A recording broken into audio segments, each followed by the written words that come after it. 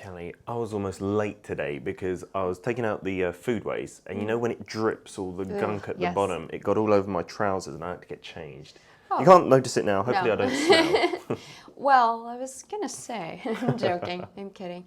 Yeah, they can get really messy. We just have a small one in my building, but it does have a certain, well, shall we politely say, aroma. Sure, but in Korea, I don't know about Canada, but in the UK, food waste is not the same at all how you dispose of it. No, not at all. They've got it down to a science here. I think you're not supposed to throw away certain shells or bones in there as well. Really? I don't know if I adhere to that all the time, like I just chuck in all the waste. But I think Wow. they've got certain things you're not supposed to put in there.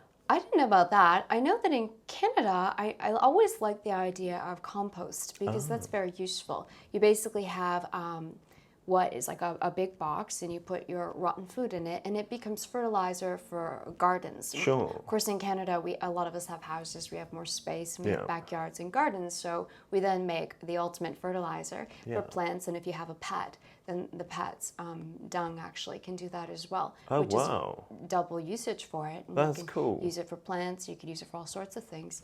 But I do admire the way that Korea handles its waste so systematically, and I didn't know about those rules, which I'm probably breaking too. But I think that's why they don't do the compost, because they don't have gardens or anything, most people in Korea. That could be. But they did start to introduce this system where, depending on the amount of food waste, you have to pay more money to stop people being wasteful, you know.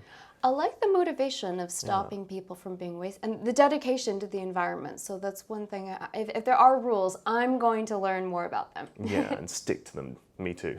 Be a good citizen, right? Yeah.